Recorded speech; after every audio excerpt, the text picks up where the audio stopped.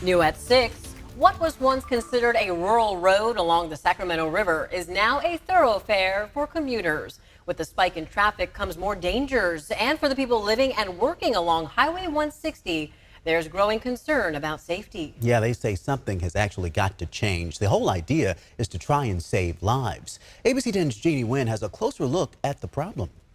For the last 55 years, Chris Folster has lived in this house in Walnut Grove. See, I'm 91 years old, so I go slow. Nowadays, Come on, come Duck.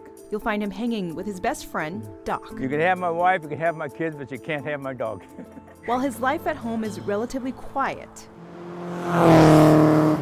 the same can't be said just steps from his property. It used to be maybe 100 cars a day. Now there's 5,000 to 7,000 cars come through Walnut Grove. Folster lives on Twin Cities Road, less than a mile from Highway 160. There's not much out here, but Folster says it hasn't stopped drivers from utilizing the narrow roads. If you go to Walnut Grove, it's not very big. And I mean, they just don't pay any attention to double yellow lines.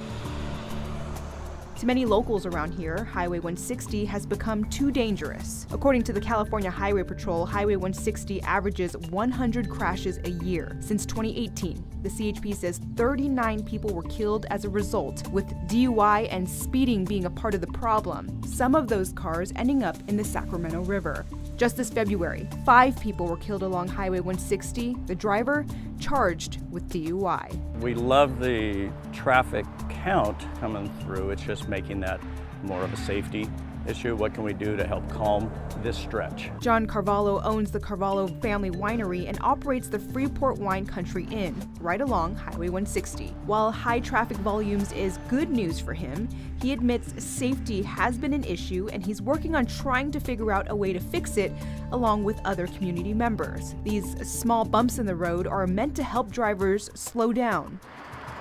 But we caught some drivers purposefully swerving to avoid them. Stop signs, you know, I mean, that's the number one. Then you have lights, traffic lights, and whether it's a roundabout, to slow down, because it can be really tough to be able to have law enforcement just be stationed. That's just not really not available. The CHP is responsible for about a 50-mile stretch along Highway 160, all the way from Cosumnes River Boulevard to the Antioch Bridge. But in this large area, just how many officers are on patrol? So we have one unit per shift, 24 hours a day. Leaving residents feeling deadlocked on any progress to make the roads safer. Nothing happens. It's like, it's just disgusting sometimes. CHP Officer Mark Levitt says extra resources are sent to problem areas occasionally, but when it comes to having more units there on a regular basis, other areas take priority. We have to put additional units, regular additional units out on the freeways, US 50, Highway 5,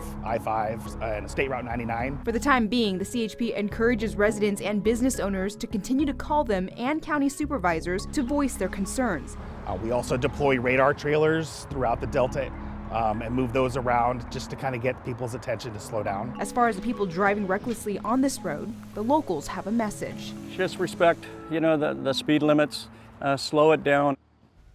Please do. It can certainly make a big difference. We should tell you they are still working to try and find a solution, but the CHP does want everyone to please continue to report any issues that you might have.